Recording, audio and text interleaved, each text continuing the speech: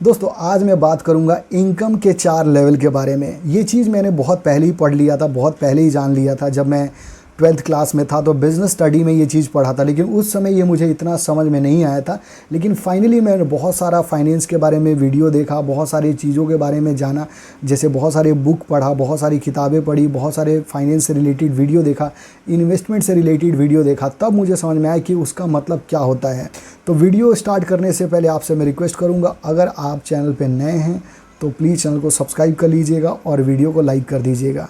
तो 4 मैं सोर्स बता रहा था, 4 स्टेज होते हैं इनकम के, या 4 सोर्स होते हैं इनकम के। पहला सोर्स होता है लेबर। लेबर मतलब होता है एम्प्लॉय, मतलब काम करने वाला। देखिए, लेबर बोलना थोड़ा सा मतलब ऐसा लगता है, हर कोई लेबर नहीं होता, कोई जॉब भी करता है, कोई नौकरी करता है, कोई बहुत बढ़िया जॉब करता है।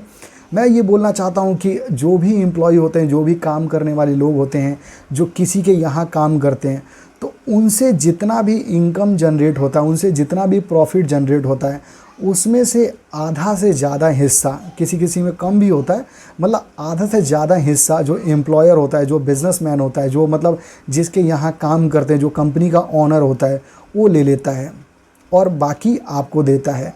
तो आपके जो भी आप काम करते हैं, जो भी आपका मेहनत है, जो पैसा आप कमा रहे हैं, उसमें से बहुत बड़ा हिस्सा एम्प्लॉयर के पास चला जाता है, मतलब मालिक के पास चला जाता है, या जो भी कंपनी का ओनर है उसके पास चला जाता है। वो मैं आपको समझा रहा हूँ। सपोज़ कीजिए कि किसी एक कंपनी में जैसे काम करते हैं, जहाँ पर लैपटॉप, मोबाइल या फिर कंप्यूटर या कुछ भी XYZ कोई आइटम बनता है। सपोज कीजिए लैपटॉप बनता है, तो एक लैपटॉप बनने के बाद जब असेंबल होता है तो उसका रॉ मटेरियल का जो खर्चा है वो ओनर लगाता है। वो रॉ मटेरियल ख़रीदता है, ऑफिस का पूरा इलेक्ट्रिसिटी और बैठने उठने का सारा इंतज़ाम करता है, तो सारा वो इन्वेस्टमेंट करता है। और आप आते हैं और आप लैपटॉप असेंबल करते हैं। तो लैपटॉप असेंबल करने के बाद एक लैपटॉप से जो बचत होता है, मतलब जैसे मार्केट में वो जाएगा, बिकेगा, सेल होगा, तो सपोज कीजिए एक लैपटॉप पे 1000 बच रहा है। ऐसे मान के चलिए कि एक लैपटॉप पे 1000 बचा, तो आपने सपोज कीजिए 100 लैपटॉप बना दिया, तो 100 लैपटॉप मतलब 100 लैपटॉप असेंबल करके दे दिया, तो आपका प्रोडक्शन हो गया 100 का। अब एक लैपटॉप पे कितना बच रहा था? 1000 रुपये बच रहा था। तो 100 लैपटॉप का कितना हो गया टोटल, यानी 1 लाख बच गया। तो अब 1 लाख में से क्या करेगा जो ओनर है, उस जाहिर सी बात है उसने पैसा लगाया है, उसने पैसा लगाया ऑफिस के इलेक्ट्रिसिटी का खर्चा, वहाँ टेबल वेबल जो भी कुर्सी उर्सी रखी है उसका खर्चा, उसका रख रखाव, उसका रेंटल वेंटल जो भी रेंट वेंट देना है सब कुछ। तो वो क्या करेगा, ये जो प्रॉफिट है उसमें से मैक्सिमम जो पैसा है वो ले लेगा। जैसे मान लीजिए 1 लाख का बेनिफिट हुआ, 1 लाख का प्रॉफिट हुआ, तो उसमें से मान लीजिए 50,000, 60,000 या 70,000 वो ले लेगा और आपको देगा 30,000, 30,000 देगा, 40,000 का। तो ये आपकी सैलरी हो जाएगी। किसी की सैलरी 20,000 होगी, किसी की 30,000, किसी का 40,000, डिपेंड करता है कि मतलब कितना आपको बेनिफिट में से आपको मिल रहा है। तो ये होता है एम्प्लॉय।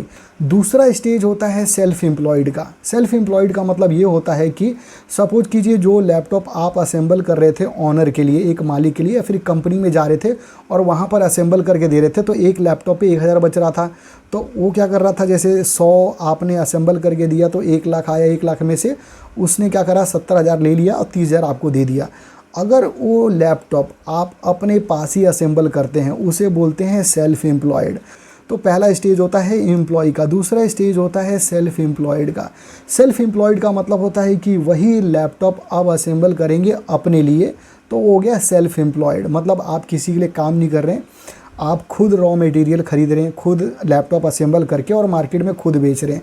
तो आप अगर 100 लैपटॉप आपने मार्केट में सेल कर दिया, मतलब निकाल दिया, असेंबल करके बेच दिया, तो फिर से आपके पास 1 लाख रुपए आया। अब उस 1 लाख रुपए में से आपको किसी को नहीं देना, वो पूरा पैसा आपके पास आ जाएगा। तो सेल्फ एम्प्लॉयड जो होता है वो थोड़ा सा बेनिफिट होता है। उसका क्या होता है बेनिफिट, कि जो भी बेचता है, जितनी भी असेंबलिंग करता है, जितना भी वो मेहनत करता है, जितना भी काम करता है, उसका पूरा बेनिफिट उसी को मिलता है, सेल्फ एम्प्लॉयड को।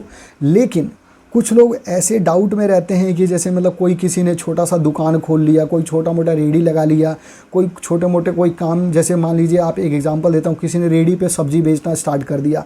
अब सब्ज़ी बेचने में मान लीजिए उसे उतना पैसा नहीं मिल रहा है जितना वो जॉब करके कमा सकता है।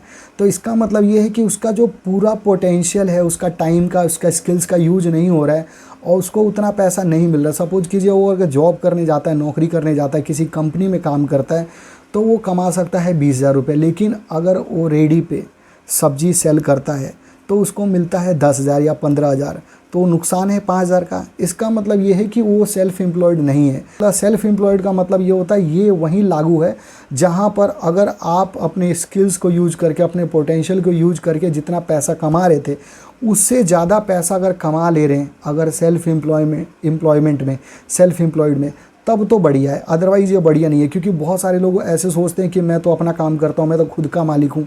बहुत सारे लोग छोटे मोटे काम स्टार्ट कर लेते हैं और वो सोचता है कि मैं तो खुद का मालिक हूँ, अपना मतलब खुद का ऑनर हूँ, मैं सेल्फ एम्प्लॉयमेंट हूँ, मतलब सेल्फ एम्प्लॉयड हूँ। तो सेल्फ एम्प्लॉयड आप नहीं हो अगर आपका पोटेंशियल पूरा यूज नहीं हो रहा है। तो अगर उतना पैसा आप नहीं कमा पा रहे जितना आप अपना स्किल्स यूज करके किसी और के वहाँ, जैसे किसी कंपनी में काम करके कमा सकते हैं। थर्ड होता है बिजनेसमैन का। बिजनेस का मतलब ये होता है कि आप अब अपना बिजनेस स्टार्ट करेंगे। जो प्रोडक्शन, जो आप सेल्फ एम्प्लॉयड में जो चीज़ें बना रहे थे, सपोज कीजिए आप 100 बना रहे अकेले, तो आप चाहते हैं और प्रोडक्शन करना, तो आप क्या करेंगे, 1-2 बंदे और हायर कर लेंगे। आप खुद भी प्रोडक्शन करेंगे या फिर खुद नहीं करेंगे, 4 लोगों को रख लेंगे, 5 लोगों को रख लेंगे, जितनी कैपेसिटी है, मतलब जितना बड़ा आपका बिजनेस है, जितना इन्वेस्टमेंट की आपकी, मतलब जितने इन्वेस्टमेंट की आपकी कैपेसिटी है उसके अकॉर्डिंग आप उतना बड़ा बिज़नेस खोल सकते हैं, उतना प्रोडक्शन करवा सकते हैं।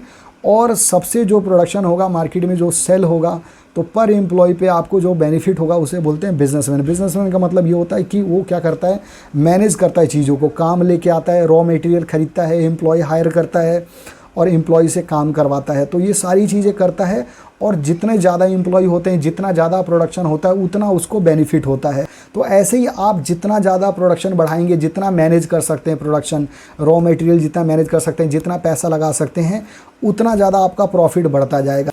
उसके बाद लास्ट स्टेज होता है, चौथा स्टेज, जिसे बोलते हैं इन्वेस्टर।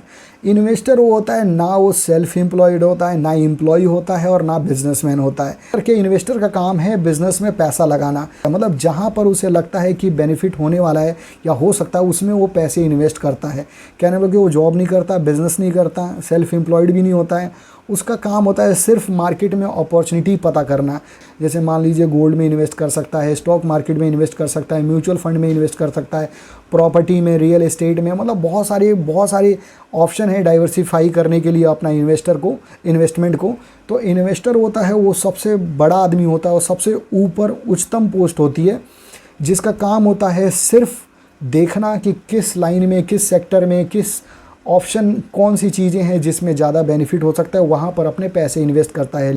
ऐसे बहुत सारे इन्वेस्टर हैं जिन्होंने छोटे से बिजनेस में पैसा इन्वेस्ट करके और बहुत बड़ा पैसा बना लिया।